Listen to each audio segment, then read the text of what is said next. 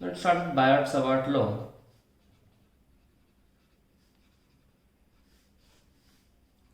This law gives the magnetic induction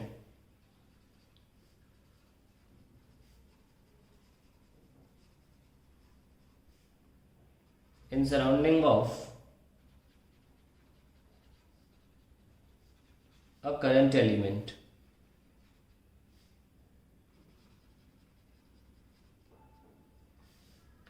अब ये current element क्या बना है? Current element is a small piece of current carrying wire. Piece of current carrying wire. देखिए current एक tensor quantity है, हालांकि हम उसे स्केलर मान लेते हैं ब्रॉड सेंस में कि चलो डायरेक्शन उसके पास होते हुए भी उसमें आप ट्राइंगल लॉ ऑफ वेक्टर नहीं लगा सकते। लेकिन यहाँ मैग्नेटिक फील्ड में हमने चैप्टर में ये देखा कि करंट का डायरेक्शन बदलने से मैग्नेटिक फील्ड की डायरेक्शन भी बदल जाती है, पर करंट को एज अ वेक्टर यूज़ नहीं किया जा सकता। तो हमने क्या किया, करंट के साथ एक vector quantity direction of current चिपका दी। तो अब ये जो एलिमेंट है ये करंट एलिमेंट कहलाएगा और हमें डायरेक्शन देने में हेल्प करेगा, मैग्नेटिक फील्ड निकालने की डायरेक्शन में हेल्प करेगा। करंट एलिमेंट इसीलिए लिया जाता है ताकि हम डायरेक्शन में प्रॉब्लम ना हो, क्योंकि हम कैपिटल आई के ऊपर वेक्टर साइन नहीं लगा सकते ना, इसलिए। So let us see in another page, क्योंकि यहाँ डायग्राम छोटा, चलो बनाने की कोशिश करते हैं। मैं ये वायर में करंट जा रहा है और मान लीजिए ये मेरा पॉइंट ऑफ इंटरेस्ट है, बिल्कुल वैसे ही करूँगा मैं। करंट क्या होता है बताता हूँ, ये वही थीटा है, एवरीथिंग सेम। हमने अभी क्या निकाला कि करंट एक्चुअली में मोशन ऑफ चार्ज की वजह से होता है। तो हमने बी निकाला था कि k q v sine theta upon are square, that is what we found out. And then let us write down what is q. हमने करंट एलिमेंट मान ले लिया छोटा सा पोर्शन जिसकी लेंथ dl ले ली हमने। तो Q होता क्या है, capital N number of electrons into charge E, ये Q होता है। No what is capital N, ये N क्या है, number of electrons in selected volume of wire, selected volume of wire. So हम जानते हैं कि जो n होता है 1 मीटर क्यूब में, हम बोलते हैं कि n is the number of, n छोटा n जो है वो नंबर ऑफ इलेक्ट्रॉन्स है। तो अभी देखिए यहाँ पर मान लीजिए क्रॉस सेक्शनल एरिया वायर का a है और लेंथ कितनी है आपकी dl है, तो a इंटू डी एल में कितना होगा, एन ए डी एल, ठीक है। तो इतना इलेक्ट्रॉन होगा इस वायर में। और अगर हम बात करें चार्ज की, तो चार्ज एन इंटू ई होता है, तो कैपिटल एन तो निकाल लिया हमने, N A D L into E. तो that is the Q I can replace in this formula, yes और नो। हमने बताया क्यू बराबर कैपिटल एन ही होता है और एन क्या है, number of electrons in selected volume of wire. हमने यूनिट 2 में भी किया था ये।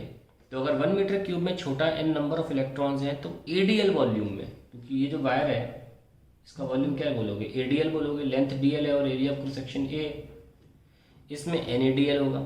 तो चार्ज की वैल्यू कितनी जाएगी, N into E, N is N A D L into E. अब हम इसको लिख लेते हैं नेक्स्ट पेज पर, क्यू की जगह रिप्लेस कर देंगे। So we have since we have taken a very small segment of the wire, जैसे हमने B क्या लिखा था अभी, K q v sine theta upon are square.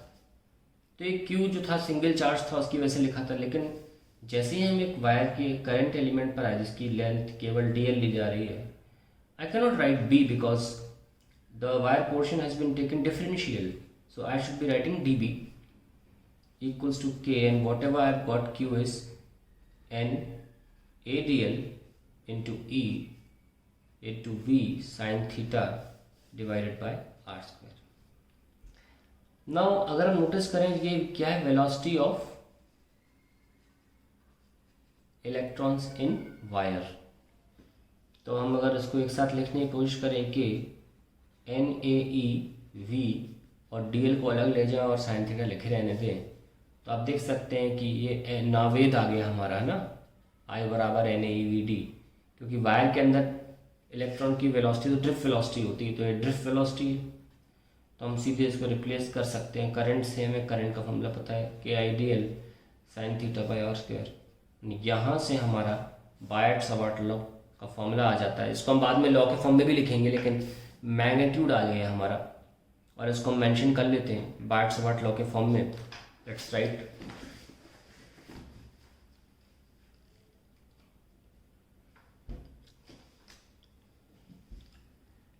dB is equals to k ideal sin theta by r। Biot Savart law,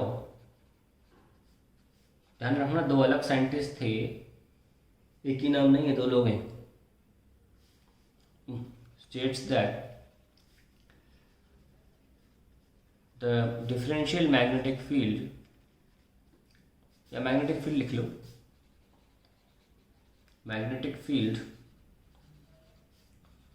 due to a current element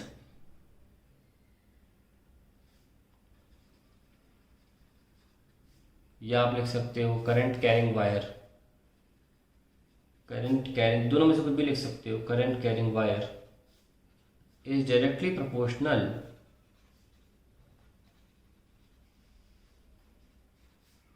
to the magnitude of current. पहली चीज,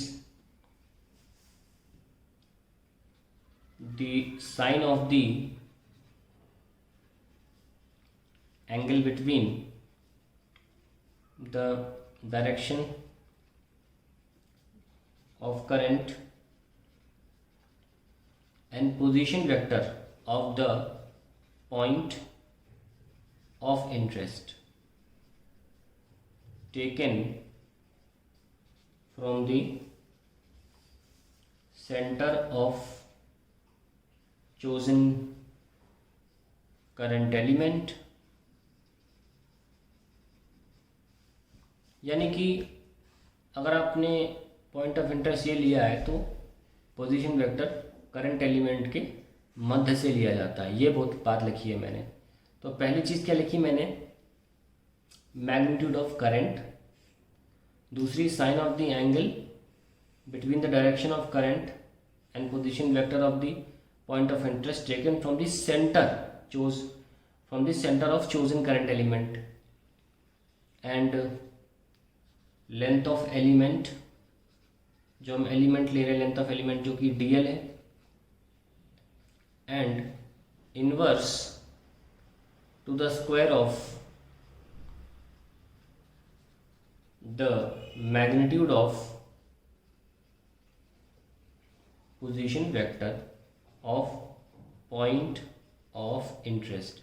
ये इतना ही बड़ा है, कुछ किया नहीं है, चारों चीज़ों को बस क्लब कर दिया डेफिनेशन में। इसी को बायट-सवार्ट लॉ बोला जाता है कि directly proportional to current, length of element, sine of the angle between the two vectors, कौन से वेक्टर्स नहीं, direction of current and the position vector, and position vector ये आर था ना, इसके मैग्नीट्यूड का स्क्वायर तो होगा, उससे inversely to the square of the magnitude of the position vector of the point of interest.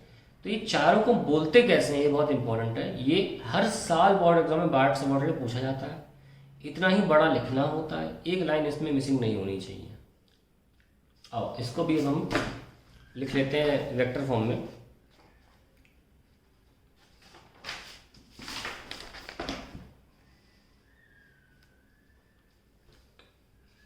dB is equals to k ideal sin theta divide by r square.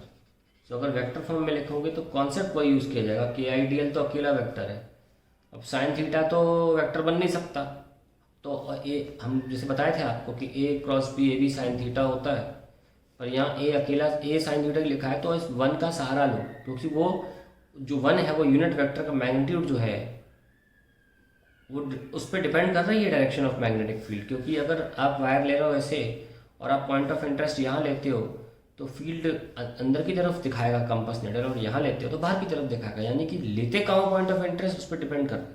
यानी कि position vector अगर मान लो इधर ले लिया है तो अंदर दिखा रहा है, और लेफ्ट में लिया तो बाहर की तरफ दिखा रहा है, यानी कि पोजीशन वेक्टर का यूनिट वेक्टर लेना हमारे लिए ज़रूरी हो गया है। ज़बरदस्ती नहीं ले रहे हैं कि हम क्रॉस प्रोडक्ट में लिख लें, ज़रूरी हो गया है, तो हमने इसका यूनिट वेक्टर लिया।